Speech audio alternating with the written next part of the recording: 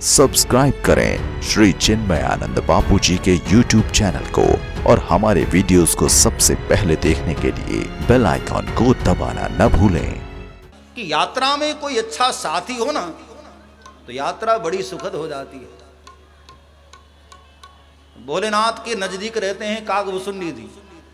कागभुसुंडी को लिया और बाबा तुलसी कहते हैं कागभुसुंडी के साथ कागभुसुंडी संग हम दो, कागभुसुंडी संग हम दो, कागभुसुंडी संग हम दो, कागभुसुंडी संग हम दो। और मनुज रूप जानई नहीं को, मनुज रूप जानई नहीं को। श्री राम जय राम जय जय राम, श्री राम जय राम जय राम। भोलेनाथ की बुद्धिमत्ता जरा देखो। जब संसार में प्रवेश हो रहा है, कैलाश से नीचे उतरे और अवध में प्रवेश करने लगे ना तो मनुष्य बन करके प्रवेश किया। ये कॉमन सेंस की बात है भाई। जैसा वातावरण हो ना ऐसा हमारा स्वरूप भी होना चाहिए।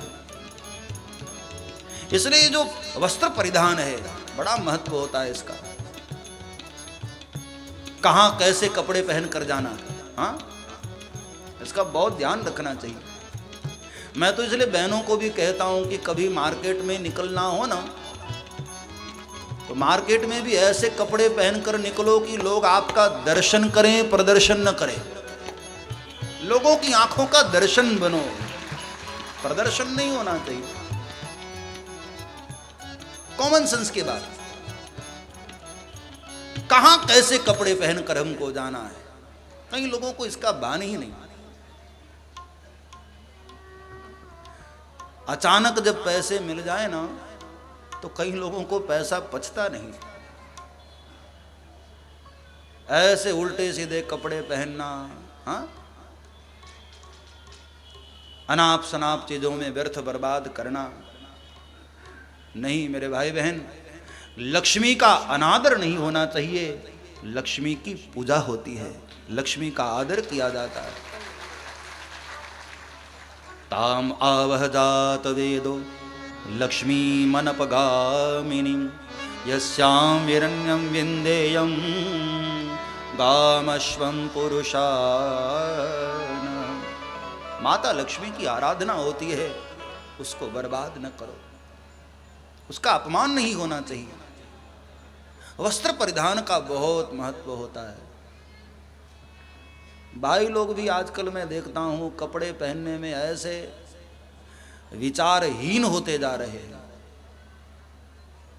एक भाई को, एक लड़के को तो मैंने देखा कि फटी हुई जींस पहनकर घूम रहा, दोनों घुटनों पर फटी हुई।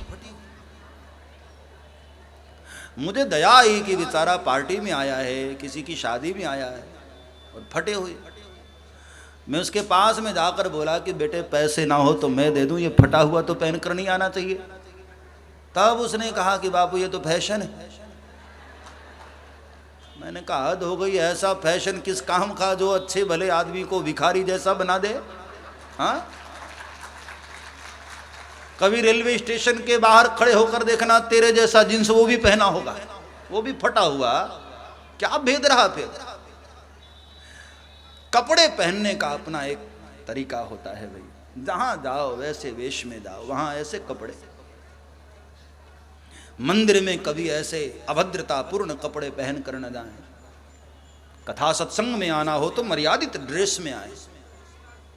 ठाकुर के सामने, बड़ों के सामने जाना है तो कैसे जाना है, एक भारत की परंपरा है।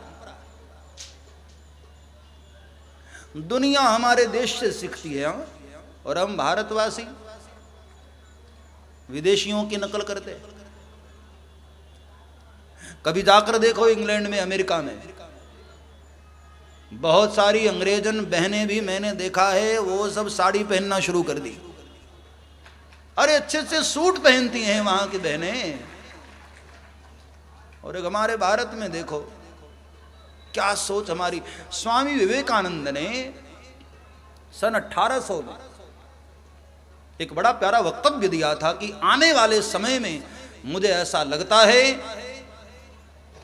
कि भारत का धर्म पश्चिम की ओर आ जाएगा और पश्चिम का जो ये पाश्चात्य संस्कृति है ये धीरे धीरे भारत में प्रवेश करने लग जाएगी।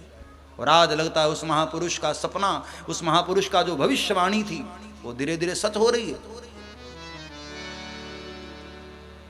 हमें अपनी संस्कृति को बचाना चाहिए मेरे भाई बहन, हमें भारतीय संस्कारों को बचाना चाहिए, उसमें हमारा गौरव है। देखो लाख कोशिश कर लो अंग्रेज तो नहीं हो जाओगे। हाँ, कितनी फ्रेंच कट दाढ़ी रख लो या कितने ही बाल कलर करवा लो, कितने ही वेश बदल लो, रहोगे भारतीय, कहलाओगे भारतीय। किसी भी कंट्री में चले जाओ आखिर वहां भी कहे जाओगे इंडियन।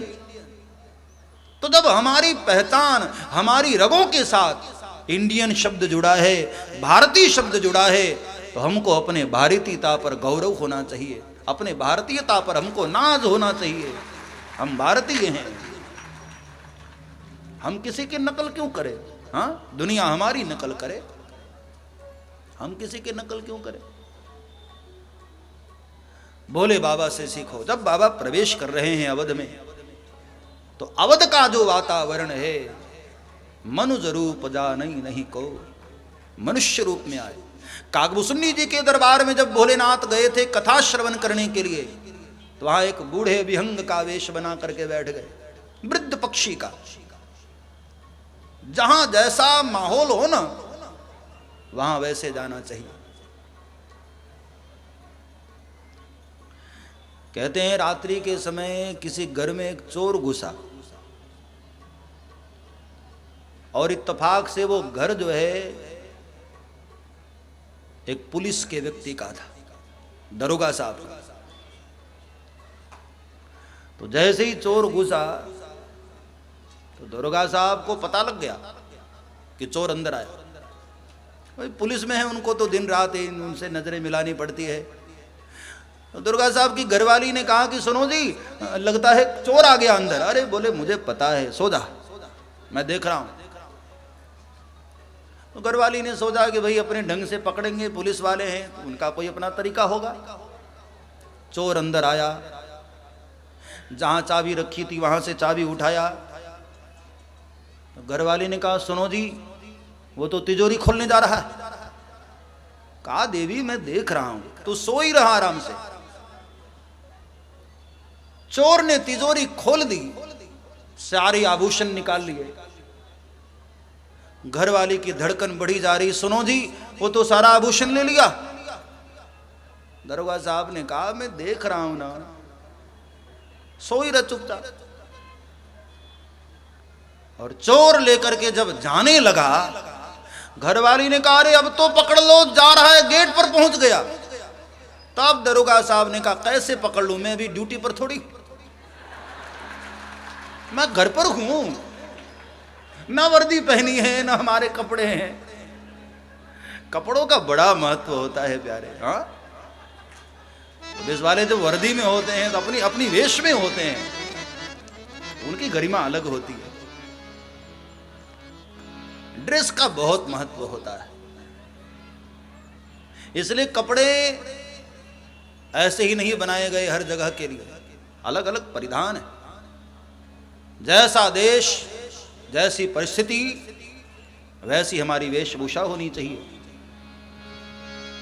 वैसा हमारा स्वरूप होना चाहिए। अब मंदिर में जाओ वहां अलग कपड़े, स्मशान में जाओ वहां के अलग कपड़े हैं।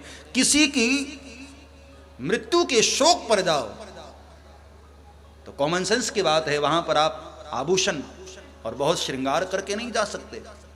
वहां अपनी एक मर्यादा, वहां अपनी एक गरिमा है। उस माहौल में आप पूरा मेकअप किए हुए और इस तरह से सजे धजे आभूषण पहनकर नहीं, वो अभद्रता है, अशोभनीय है। भोलेनाथ ने मानो दुनिया को बताया कि जिस माहौल में जाना हो वैसा स्वरूप होना चाहिए, वैसी शालीनता, वैसे तुम्हारे विचार होने चाहिए। भोलेनाथ ने मनुष्य के रूप में प्रवेश किया। सब्सक्राइब करें श्री चिन्मयानंद बापू जी के YouTube चैनल को और हमारे वीडियोस को सबसे पहले देखने के लिए बेल आइकॉन को दबाना न भूलें।